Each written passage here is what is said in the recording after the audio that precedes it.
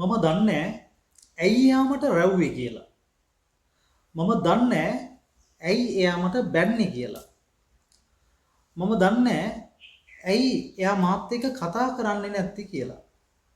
අපි කොහොමද ඔය විදිහේ අදහස් ඉංග්‍රීසි වලින් කතා කරන්නේ? ඉතින් මේකත් ඔයාලට ඉතාමත් ප්‍රයෝජනවත් වීඩියෝ එකක් වෙයි. කොහොමද මේ වගේ අදහස් ඉංග්‍රීසි වලින් කියන්නේ කියලා ඉගෙන ගන්න. මේක හරි සරල කොටසක්.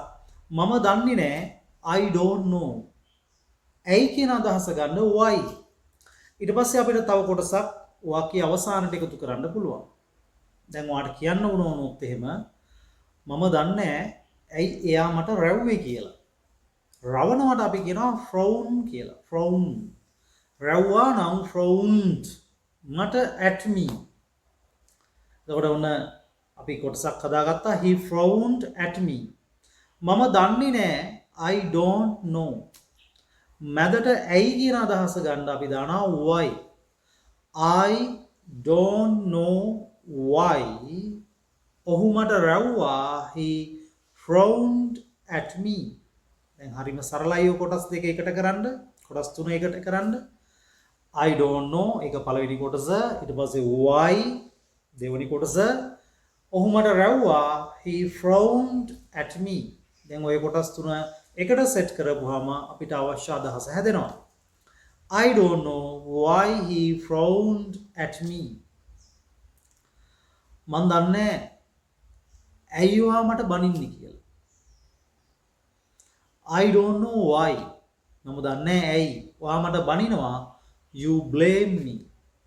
සාමාන්‍යයෙන් එදිනෙදා ජීවිතේ නිතර කෙනෙකුට බනිනවා. I don't know why you blame me. මේ වෙලාවේ බැන ඉන්නවනම් මම දන්නේ ඇයි ඔයා මට බැන ඉන්නේ කියලා. I don't know why you are blaming me. I don't know why you are blaming me. මම දන්නේ ඇයි යාලා රණ්ඩු වෙවි ඉන්නේ කියලා. මම දන්නේ I don't know why they are quarreling.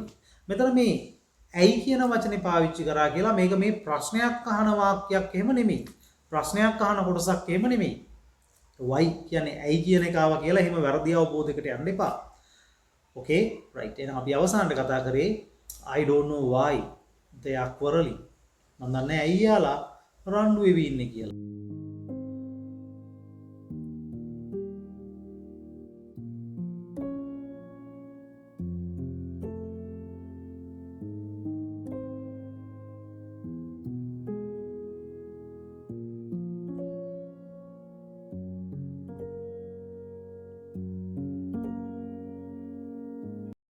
මන් දන්නේ ඇයි ඇය අඬ ඉන්නේ කියලා. ඔයා දකින්නවා කවුරු හරි අඬ ඉන්නවා. සමහරවිට ඔයාගේ අම්මා, එහෙම නැත්නම් සහෝදරිය, බිරිඳ, එහෙම නැත්නම් වෙන හිතවතියක්. ඔයා කියනවා මම දන්නේ ඇයි ඇය අඬ ඉන්නේ කියලා. මේ වෙලාවේ ඔයාට පේනවා අඬනවා. කඳුළු වැටෙනවා සට ගාලා. I don't know why she is crying. I don't know why she is crying. අපි හිතමුකෝ ඔයාගේ හිතවතු පිරිසක් නැත්නම් ඔයා දන්න කට්ටියක් ඉන්නවා එයාලා කාලය නාස්ති කරනවා. okay time is very valuable. කාලය ගොඩක් වටිනවා.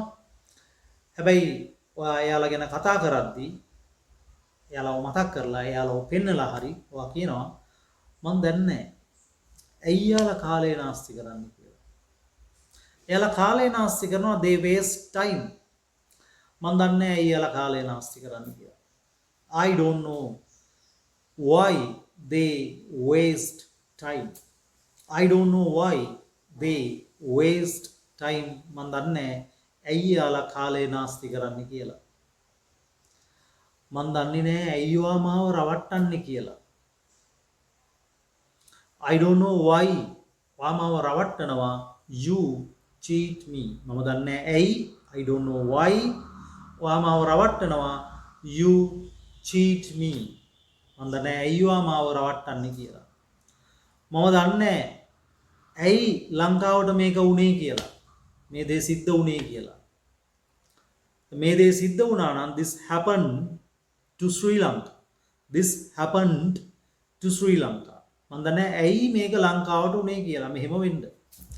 I don't know why this happened to Sri Lanka. I don't know why this happened to Sri Lanka. මන් දන්නේ නැහැ ඇයි ඇය මාව දාලා ගියේ කියලා. ඔයාගේ පෙම්වතිය ඔව දාලා ගියා. ඔයා කියනවා හරි දුකින්, it's very sad. මන් දන්නේ නැහැ ඇයි ඇය මාව දාලා ගියේ කියලා. I don't know why she left me. I don't know why she left me. මම දන්නේ ඇයි ඇය මාව දාලා ගියේ කියලා. ඉතින් මෙහෙමත් ගන්න පුළුවන්. මම දන්නේ ඇයි ඔහු මාව දාලා ගියේ කියලා. I don't know why he left me. I don't know why he left me. මෙතනදී මේ පැටර්න් එක කතා කරද්දී I, you, we, they, friends, teachers ඔය වගේ බහු වචන. I සහ you ඒක වචන තමයි. හැබැයි I, you, we, they, friends, teachers, doctors, neighbors, relatives ඔය වගේ බහු වචන නාම පද සහ I සහ you සමග don't know පාවිච්චි කරන්න. මම දන්නේ I don't know. ඔයා දන්නේ you don't know. අපි දන්නේ we don't know. no කියන්නේ no නෙමෙයි එන්නේ know එන්නේ. එයාලා දන්නේ they don't know. පැහැදිලිද? එතකොට එයා එහෙම ඒ වචනත් එක්ක don't know පාවිච්චි කරාට දැන් ඇය දන්නේ නැහැ කිව්වොත් she don't know නෙමෙයි. she doesn't know. ඔහු දන්නේ නැහැ he doesn't know. අමල් දන්නේ නැහැ අමල් doesn't know. තාත්තා දන්නේ නැහැ father doesn't know. අම්මා දන්නේ නැහැ mother doesn't know. okay මගේ wife දන්නේ නැහැ my wife doesn't know. මගේ husband දන්නේ නැහැ my husband doesn't know. අන්න ඒ වගේ ඒක වචනත් එක්ක don't know වෙනුවට doesn't know පාවිච්චි කරන්න. කියන්නේ don't තියෙන තැනට doesn't ආදේශ වෙන්න ඕනේ. අපි උදාහරණයක් විදිහට ගත්තොත් මෙන්න මේ විදිහට. okay මම දන්නේ නැහැ ඇයි ඔහු නිමාලිව අමතක කරේ කියලා. I don't know why he forgot Nimali. I don't know මම දන්නේ නැහැ ඇයි ඔහු නිමාලිව අමතක කරේ කියලා. right? අපි හිතුවොත් මෙහෙම අමල් දන්නේ නැහැ ඇයි ඔහු නිමාලිව අමතක කරේ කියලා. අමල් don't know නෙමෙයි Amal doesn't know why he forgot Nimali. okay දැන් අපි හිතුවොත් මෙහෙම තාත්තා දන්නේ නැහැ ඇයි අම්මා බනින්නේ කියලා. සමහරට අම්මා බනින්නේ හේතුව තාත්තා දන්නෙත් නැහැ. හැම වෙලෙම බනිනවා කියලා කෙනෙක් කියනවා. තාත්තා දන්නේ නැහැ father doesn't know why mother blames him. ඇයි ඔහු බනින්නේ? සාමාන්‍යයෙන් බනිනවා. එතකොට why mother blames him. father doesn't know why mother blames him. ඇයි අම්මා ඔහුට බනින්නේ කියලා. දැන් මේ වෙලාවෙත් අම්මා බැන බැන ඉන්නවා නම් හැබැයි තාත්තා කන්ෆියුස් වෙලා බලන් ඉන්නවා මොකද මේ මිනිස්සයා මට බනින්නේ කියලා. එතකොට කියන්න පුළුවන් තාත්තා දන්නේ නැහැ ඇයි අම්මා එයාට බැන බැන ඉන්නේ කියලා. father doesn't know why mother is blaming him. okay Amali දන්නේ නැහැ ඇයි ඔහු අරක්කු බොන්නේ කියලා. අමාලි දන්නේ නැහැ. ඔන්න අමාලිත් එක්ක don't know පාවිච්චි කරන්න බෑ. doesn't know. Amali doesn't know why he drinks arak. Amali doesn't know why he drinks arak. අයියා අරක්කු බොන්නේ කියලා අමාලි දන්නේ නැහැ. එතකොට ඔහු දන්නේ නැහැ ඇයි ඇය ඔහුට අපහාස කරන්නේ කියලා. ඔහු දන්නේ නැහැ ඇයි ඇය ඔහුට අපහාස කරන්නේ කියලා. එතකොට he doesn't know why she insults him. He doesn't know why she insults him. ඔහු දන්නේ නැහැ ඇයි ඇය ඔහුට අපහාස කරන්නේ කියලා. මන් දන්නේ නැහැ ඇයි ඔයා නරක වැඩ කරන්නේ කියලා. දැන් සමහරලාට දෙමව්පියෝ කියනවා නේද දැන් දරුවා ටිකක් නරක වැඩ කරනවා නම් මන් දන්නේ නැහැ. I don't know why you do bad things. I don't know why you do bad things. මන් දන්නේ ඇයි ඔයා නරක වැඩ කරන්නේ කියලා. ඉතින් මෙතනදී මම මේකේ වෙනස්කම් ටික ඔයාලට කියලා දුන්නා. ඒත් එක්කම පාවිච්චි කරන විදිය මේ කොටස් තුන එකට කරන විදිය ඒත් එක්කම මේ කොටස් තුන එකට කරලා තනි අදහසක් හදාගෙන කියන විදිය don't know සහ doesn't know පාවිච්චි කරද්දී පාවිච්චි කරන වෙනස් වෙනස් නාමපද ගැන කියලා දුන්නා.